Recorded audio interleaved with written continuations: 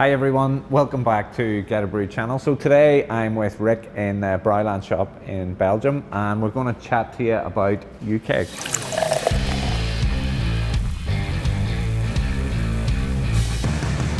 This is a cool product, Rick. So. This is a very cool product, yeah. An innovation started 2018 and it's really a growler to press beer out of it on CO2. So your beer keeps fresh. You really have the tap experience, and that's very nice. These were hugely popular in lockdown when COVID hit. You know, everybody was buying them because it was cool to sit in the garden and have your own draft beer. So take us through the range. What's the benefits of them and a few tips and tricks from your experience of working with them? Okay, the range, it started all with the uKeg Pro, a really fancy professional product in two colors, stainless steel copper, and in two sizes. It's the 1.9 liters and the 3.8 liter. So it's about 12, this one is about 7 pints, this one is about 11, 12 pints. It's insulated, so you can put in there the cold beer. And the nice thing is, you've got a CO2 cartridge. You've got a regulator cap on it, with which you can regulate the pressure in it. There's a pressure cork here, and here is a side tube, so you always know how much beer is still in it. You can carry it, you can take it everywhere, and it's insulated, so it keeps cool for about 7-8 hours. Very good, So that's... And in relation to the cartridges, how frequently do you need to change them? How many would you need? Every refill you need a cartridge. So in the big ones you need a cartridge of 16 grams. In the small ones a cartridge of 8 grams, and that's just the level of CO2 you need to press out all the beer. Do you force carbonate with the cartridge, or are you priming and then? When the beer or the drink, you also can use it for lemonades, cocktails. When the drink you put in it is ready, it's carbonated. You use it just for contract pressure, so just to make the dispense, not to actually carbonate. If you want to force carbonate, you can also put 16 grams of CO2 in it. You have to put it cold, you have to roll it over a few times, and then in 2 days it's force carbonated. Then you take off, change the cartridge. And you change the cartridge and use the cartridge just to press your beer. Cool. So these two are the Pro.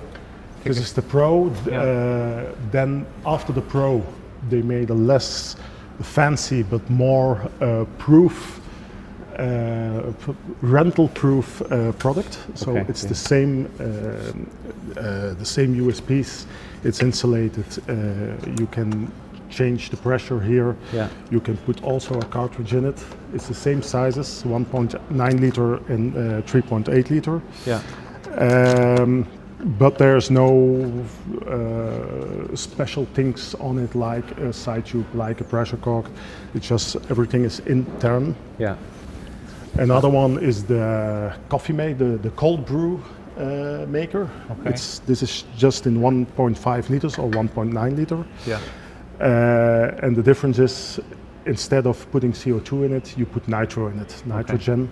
You can put coffee in it, or a Guinness, or a stout, or something, and then you've got really the experience of the nitro flushed. No, not nitro flushed. Like Guinness, nitrogen. The small foam on it. It's funny, we were chatting in the bar last night and Joey said that he makes cocktails with it. So good way of... For example, a cocktail, the espresso martini, we tasted yesterday. We made it in that. We make it in that one. Very nice. And then there's a special story with this one. That's a UK story.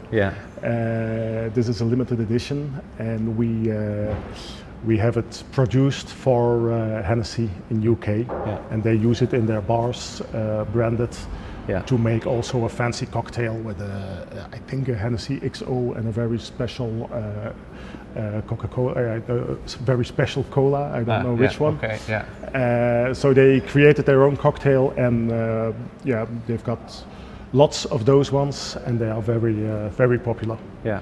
In those bars. Any tips for everyday use, or are they just really simple? They are quite simple. When you don't use them every day, you have to clean them well before you put them away, because it's all very mechanic. Beer and cocktails, they contain sugar, and when sugar dries in this, you have sometimes the problem that it will fix. So if you use them every day, it's very easy to clean them, to flush them. If you put them away and you use them just in the weekend, you have to do some more things to keep it always working. Yeah, but it's a premium product that will last a lifetime. Yeah. The way I see this, Rick, is there's probably 3 users of this. So you have the home user who ferments beer, whether that be a beer kit, an all grain kit, or whatever batch of beer, and they put it in there and they force carbonate it. There's then the brewer that is transferring it from a keg to this to take to a party or whatever. Or they can go to their local bar for a refill. And then I also see the third option being commercial premises using this for tables of, a group of 10 or 12 people, where you make an espresso martini and you set it down, or indeed you give them a nice hoppy pale ale on a sunny day and they take it out to the barbecue section and sit outside. Is that the 3 sort of options? That's the 3 sort of options. Huh? So for beer, it's for a hobby brewer who wants to force carbonate it, he can just tap it from the fermenter. When the beer is ready, he taps it in here, and the rest he does in bottles or in a keg, and he can also make test batches with it, force carbonate it with the CO2. And then the other 2 ways to fill it is always by when it's kegged, when you get the tap and you fill it under the tap. You can use a silicone hose to the bottom to avoid foam. For cocktails, it's just you use it like a cocktail shaker. Right? You put your mix in it, you shake it, and you take it to the party or to. For example, in our own brew pub, the Brewing tap. We've got all our own beers on tap, and there we use it just for the people who are in the pub. So when there is a table of 4, they mostly take the small one, or they take 2 of the small ones. If there is a bigger table from 8 or 10, they take the big one. And they have them just tapped on the in the tap room, on the tap, put it on the table with a few glasses, and they can enjoy it. So, can we see you film and cleaning one so that we can show the viewers? Of course. Cool. Come on. Okay, Rick, so uKeg cleaning, take us through the process, give us a few tips on how to do it properly. It's quite easy. When you have emptied it, you just put some water in it and tip it over like that. So it will flush also here. Yes, And then if you want to do a bigger cleaning, you take the MICRO Oxy. You put it in there with some hot water. And then the advantage is that you will create a bit of pressure in it. You will see it after 10 minutes. The pressure meter will be around 5 or 10. Then you can tap it, and everything is good cleaned. And then you have to flush it again. You can put it away. You can dry it very good, and you can put it away. And before you fill it, then afterwards you do some MICRO Des to disinfect, and then you put beer again in it, and it's clean. Cool. And this just is assembly, just twist, turn, no need to put any pressure or anything, it'll build its own pressure. Because it builds its own pressure. Here we don't do a CO2 cartridge in it. It will build its own pressure because there is oxygen in the MICRO Oxy. We leave it here for a few minutes, 5 or 10 minutes, and then we can do the rest of the cleaning. So now you can see 15 minutes later the pressure is built up with the Semi-Pro Oxy, and the cool thing about it is that you tap now and you tap the cleaning product, the Semi-Pro, through it without using a CO2 cartridge. It's because there's an oxygen-based cleaner, and it's causing pressure to build up. Yeah. No, that's very cool. There's no CO2 in it, but everything is cleaned. Also this one. Yeah.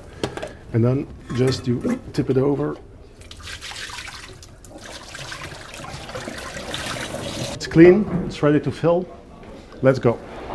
Okay, so we're back over at the Kegerator. So kegs of beer inside, tapped on. Yeah. Take us through it. So you have to prepare your uKeg. Yeah. First of all, you see that this one is closed. You put your 16 grams CO2 in it, and then you turn it over just until it says, that's it. Just to hear that nice little pop. Yeah. You try it like that. Yeah. So you have CO2. Like in the brewery, you just clean it a bit. Yeah. With this disinfection. Yeah. Also the uKeg on it. And then you take this one. Yeah. And then, as I said before, when you've got a tap where you can put a hose on, a little silicone hose, it's better to put it to the bottom. Yeah. But you also can fill it just like a glass. Yeah. So just tilt the uKeg at a 45-degree angle and get the beer flowing into it. Yeah. What are we putting in? What's the beer? It's a triple. Okay. Triple brewed in the Brewing tap in our own brew pub. Lovely. Is this a regular occurrence, Rick? Do you fill this up every day on the way home, or is this? No, not every day. Every 2 days. Every 2 days, right? Yeah. You know, keen all grain brewers have a kegging system or a kegerator at home. So if you're going to a friend's house for a party, this is the perfect solution. It's very nice. Or if you go to a friend's house who doesn't have good beer, you can take your own. If you fill it up, there's a mark. Okay, you can't see it anymore. But here's a mark in the uKeg, and that means when you put the cap on it, it's filled full, so you don't have oxygen in it. You don't have any oxidation. Yeah. You have to put it right. So you it's turn a it bit over. like canning, capping on foam to make sure you keep low dissolved oxygen levels. Yeah. And what you can do if you want to be sure, you just put some CO2 on it. Yeah. You close it. Yeah. You open it. And now it's flushed. Yeah. So now the most important part. Yeah. Tasting. Tasting some beers. Is there a level that it? Yeah, I always start if you leave it in the car or on the table, you just let it. You put it on and then you close it again because it builds also a bit of pressure from the beer itself. Okay. Yeah. So and then when you are tapping, but I show you immediately, then you can regulate here. It's not like regulating a classic tap. It's much easier. Okay. Because it goes, the maximum is 15 psi, and that's 1.3, I think. Yeah, somewhere 12 psi is usually what I would use in a kegerator at home. Yeah. So okay. We're gonna taste some beer. Yeah. Right, Rick. Let's try it. Okay. I start with it. You nearly think somebody's realised we've got beer. Yeah. I think so. There are lots of people. Okay, you can do it yourself because it's quite easy. Yeah. Oops. Mistake. I'm sorry. I forgot. I'm sorry. Yeah. Too eager. Okay. Too eager for the beer. Thank you. Jonathan. See the way Rick and I had the sense to get a big glass, but we'll let you get a taster first. Come on, Joey. Doe hem nog eens vol. Ja. You want to say cheers? Yeah. Yeah. Go on, Okay. can't Yeah. wait. Okay. Cheers. Cheers. Cheers, guys. Cheers. Cheers. Cheers. Smells great, actually. Delicious. That's the It's really lovely. Yeah. The- It's good beer. anniversary triple. 50-year brown triple. Yeah. Awesome. Yeah. It's the beer we brewed last year for our 50th anniversary, so it's only getting better. Yeah. So, guys, that's the uKeg. We have a selection of them in stock at Geterbrewed. If you have any questions, don't hesitate to contact Rick personally. Okay. I don't give my number. yeah. Rick, cheers for your time in that one. So, Thank until you. next time, happy brewing.